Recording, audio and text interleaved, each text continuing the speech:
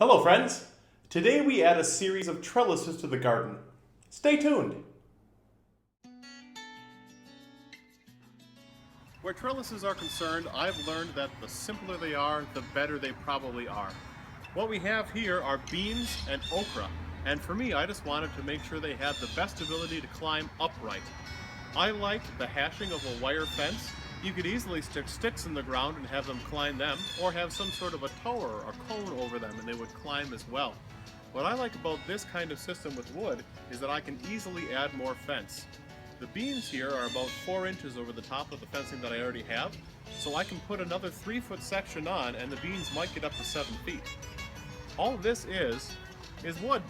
These are simply 2x4s that I've stuck a foot into the ground and I made a cross brace for. This cross brace is an old piece of 2x4 that I had lying in my basement for about 3 years, and I'm pleased I got to use it. Now, in a couple years' time, this will gray out, and it might even rot out by 5 years' time, but all of this material came to less than 20 bucks, so it was fine to, use it for a temporary purpose. And when it's done in 5 years, I can chop it up into small pieces and use it as starters for my fire pit.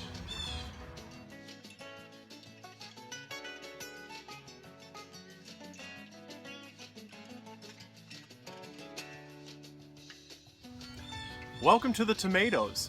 So what we have here is the same kind of build for my trellises. They're just 2x4s. I've cut them into 2 4-foot sections, and I've done a cross brace on the top and the back.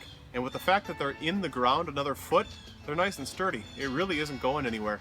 We've already had some high winds and it hasn't done anything to the tomatoes. So for my tomatoes, I've done a couple different things over the years. I've done metal trellises, I've done conical trellises that go up.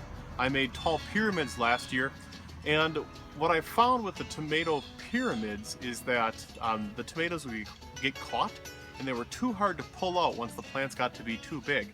So this year I decided to go with sisal wire. That's all it is. It's incredibly cheap. I got about 2,000 feet for less than 10 bucks, and it has just the tension that I need. So the tomatoes can grow up.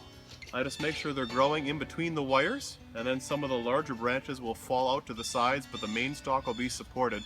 And it works perfectly.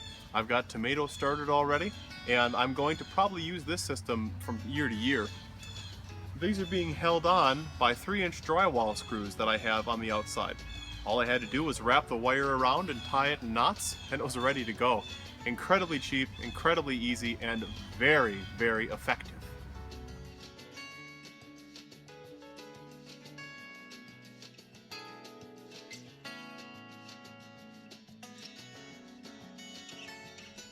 And there you have it. Trellises can be as simple or as complex as you want them to be, just so long as they continue to encourage the vertical growth of whatever it is they're supporting. So tell me, what kind of trellises do you have in your garden? Be sure to let me know in the comments section below. Thanks for taking the time to watch this video. I'm the Midwest Man Mountain. Thank you for subscribing. And until next time, bye!